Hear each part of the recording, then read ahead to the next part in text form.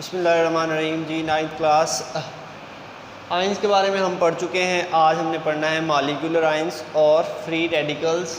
Ions के बारे में हमने जब पढ़ा था तो हमने यहाँ पे देखा था कि जो पॉजिटिव हमारे पास आइंस हैं वो केटाइंस होते हैं और जो नेगेटिव आइंस हैं उनको एनाइंस कहते हैं। यहाँ पर भी ऐसे ही है कि मॉलिक्यूलर आइंस वो वाली स्पीशीज़ होती हैं जब मॉलिक्यूल्स के ऊपर कोई पॉजिटिव या नेगेटिव चार्ज आ जाए, उनको मॉलिक्यूलर आइंस कहते हैं। अगर आप सिंपल आइंस की बात करते हैं तो किसी भी एटम पर पॉजिटिव या नेगेटिव चार्ज आता था तो हम उसे आयन कहते थे। यहाँ पर अगर किसी भी मॉलिक्यूल पर कोई पॉजिटिव या नेगेटिव चार्ज आ जाए तो उसे मॉलिक्यूलर आयन कहते हैं। तो मॉलिक्यूल्स पर कोई चार्ज हो तो वो है जी मॉलिक्यूलर आयन। उसके बाद जैसे आयंस हमारे पास दो टाइप्स के थे, ऐसे ही हमारे पास मॉलिक्यूलर आयंस भी दो टाइप्स के ही होते हैं। वो वाले हैं हमारे पास कैटायनिक और एनायनिक।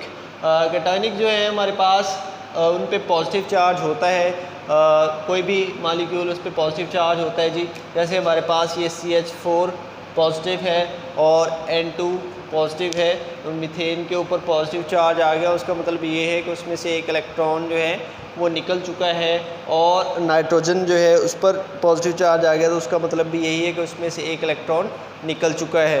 तो कोई भी चीज़ जिसमें से इलेक्ट्रॉन निकलते हैं तो वो हमारे पास कैटायन होती है। और अगर कोई भी मॉलिक्यूल ऐसा हो जिसमें से इलेक्ट्रॉन खारिज हो जाएं किसी भी वजह से, किसी भी केमिकल रिएक्शन की वजह से, हीट की वजह से या लाइट की वजह से, तो वो जो निकलना है इलेक्ट्रॉन्स का वो क्या प्रोड्यूस करेगा, हमारे पास मॉलिक्यूलर कैटायन प्रोड्यूस करेगा। उसके बाद हमारे पास एनायनिक जो मॉलिक्यूल्स हैं वो आ जाते हैं। एनायनिक मॉलिक्यूल्स पे कौन सा चार्ज होता है जी?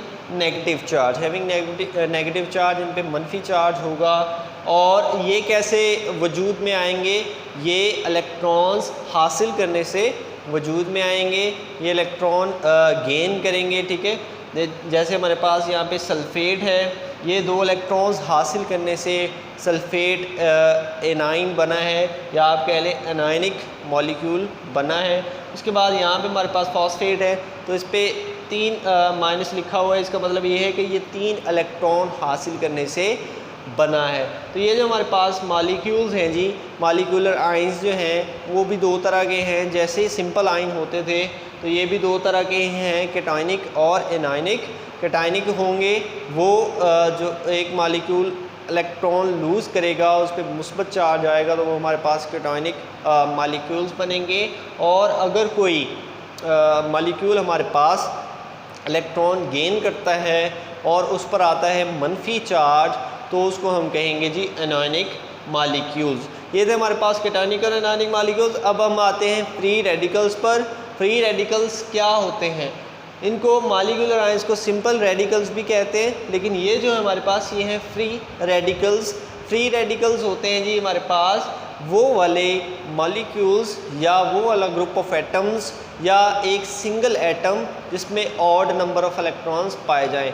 ऑड नंबर ऑफ इलेक्ट्रॉन्स का ये मतलब है कि इलेक्ट्रॉन्स की उसमें तादाद पाई जाती है। यहाँ पर हमारे पास जो है ये मैंने यहाँ पे शो किए हुए हैं, ये मिथाइल रेडिकल है हमारे पास, ये हाइड्रोजन रेडिकल है और ये क्लोराइड रेडिकल है हमारे पास।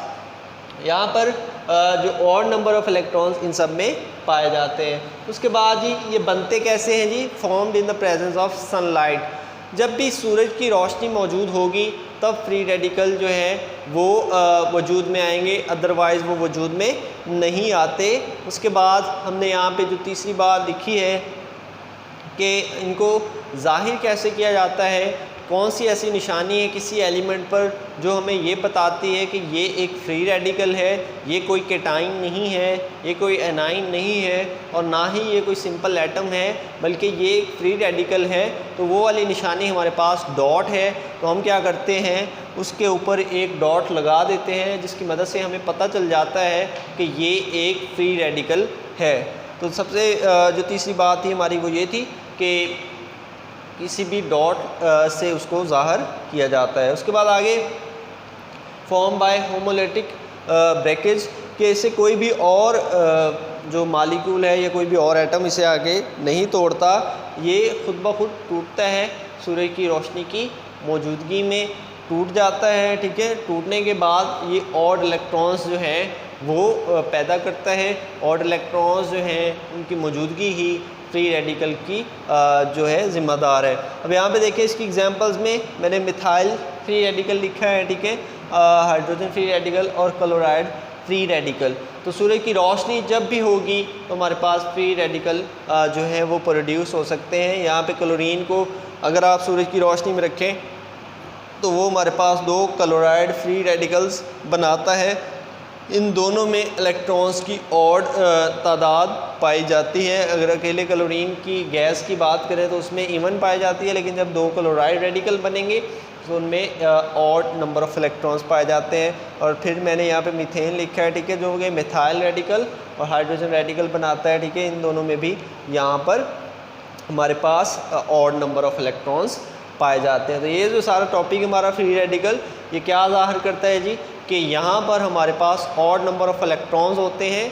इलेक्ट्रॉन्स की तादाद हमारे पास अगर एलिमेंट्स में या कंपाउंड्स में पाई जाए तो उसे फ्री रेडिकल कहते हैं। और फ्री रेडिकल हमेशा सूरज की रोशनी की मौजूदगी में बनते हैं।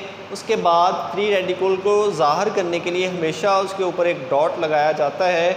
और उसके बाद चौथी बात ये है कि ये अपने आप टूटते हैं सूरज की रोशनी की मौजूदगी में। अपने आप टूटने के बाद ये फ्री रेडिकल्स प्रोड्यूस होते हैं। जो आज का हमारा सारा टॉपिक था वो ये था कि मॉलिक्यूलर आयंस और फ्री रेडिकल्स क्या होते हैं। मॉलिक्यूलर आयंस वो वाली स्पीशीज़ होती हैं जिन पर पॉजिटिव या नेगेटिव कोई भी एक चार्ज हो। अगर उन पर पॉजिटिव चार्ज है तो उन्हें कैटायनिक जो हम मॉलिक्यूल्स कहते हैं। कैटायनिक मॉलिक्यूल्स में हमारे पास CH4 पॉजिटिव और N2 पॉजिटिव आता है। और अगर उन पर नेगेटिव चार्ज हो तो उनको हम एनॉयनिक कहते हैं। जैसे SO4-2, यहाँ पे सल्फेट और फॉस्फेट मैंने लिखा हुआ है, ठीक है, PO4-3। और उसके बाद हमारा फ्री रेडिकल है कि इनमें ऑड नंबर ऑफ़ इलेक्ट्रॉन्स होंगे, प्रेजेंस ऑफ सनलाइट ये प्रोड्यूस होंगे, इनको डॉट लगाकर ज़ाहिर किया जाएगा। और जो चौथी बात है हमारे पास कि ये खुद ब खुद टूटते हैं, ठीक है, और डॉट लगाकर इनको ज़ाहिर किया जाता है। क्लोराइड रेडिकल्स और मिथाइल और हाइड्राइड रेडिकल्स यहाँ पे इसकी मिसालें हैं। मिलते हैं अगले टॉपिक के साथ। अल्लाह हाफिज़।